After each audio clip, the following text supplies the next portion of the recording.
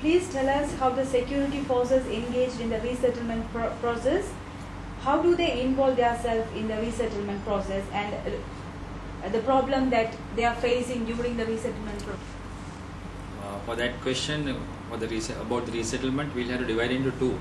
That is the Eastern Province and the Northern Province. When you take the Eastern Province operations, there were more than 200,000, almost about 200,000 people were displaced in the Eastern Province, especially in Vakare, Batiklo and those areas.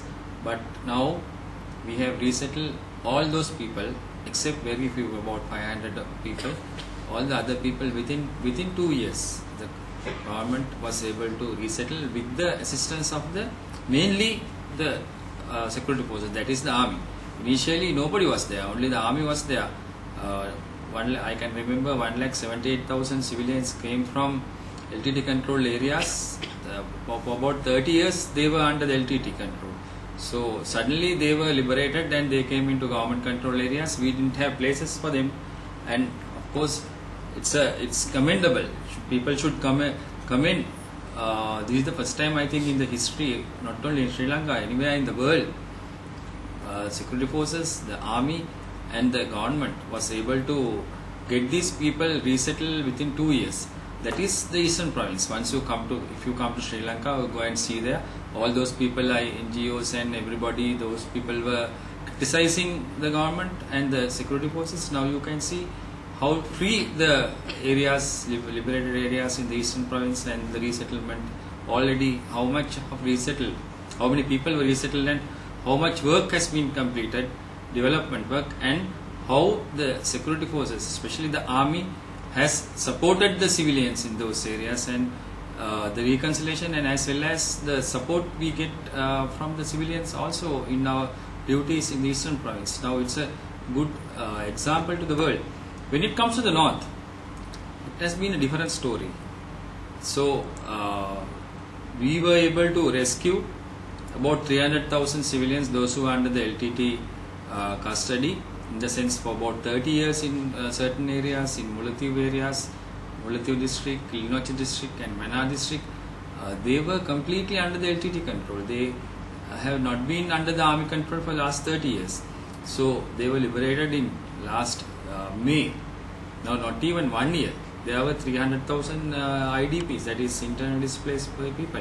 So we will have to look into that angle, because when suddenly 300 people come into the government control areas, you can't expect to give all those facilities. But now I can tell you, the army, especially the security forces, especially the army, has felicitated,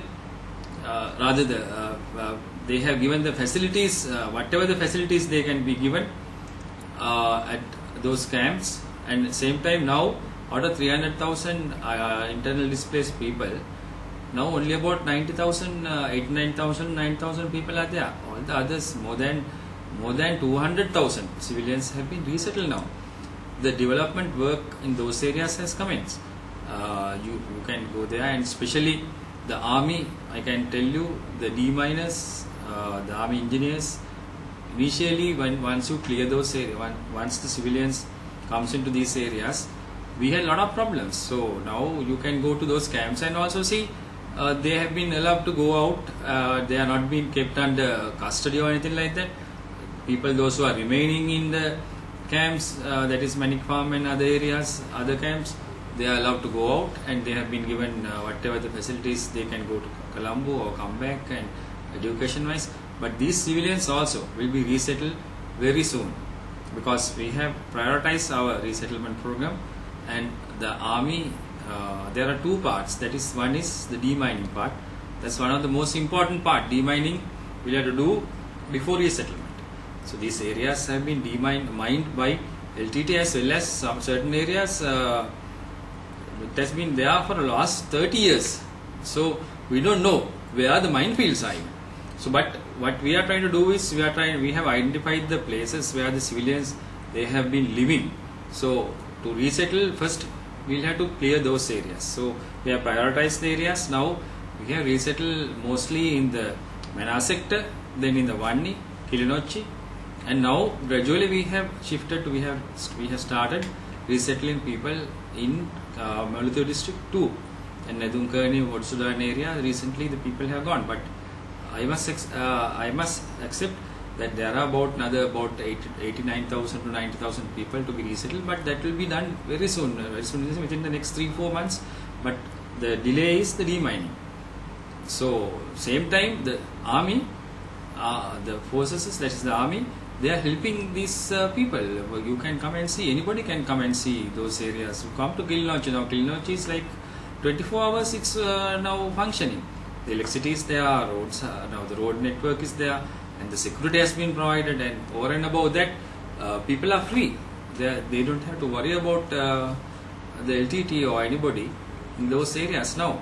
And same time the resettlement, coming back to the resettlement, the army is doing a lot of work for resettlement.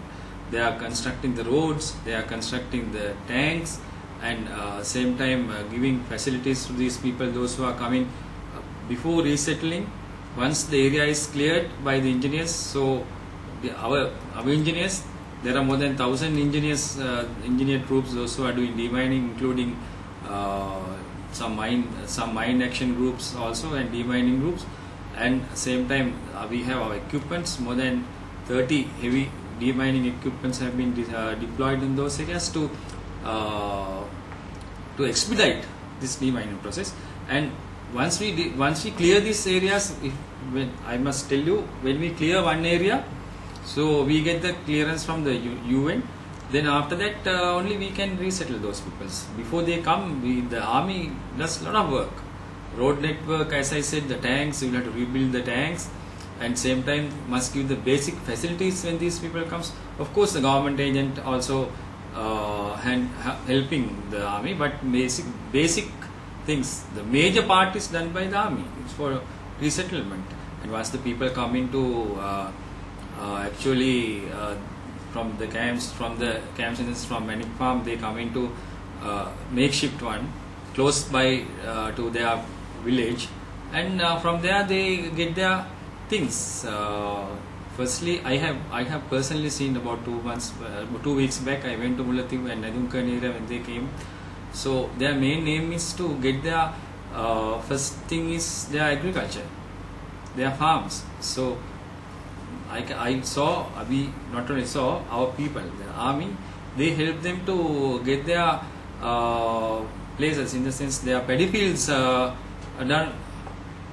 Paddy fields also, because now the rain season is coming, so they have to do their farming, and that is their most important thing.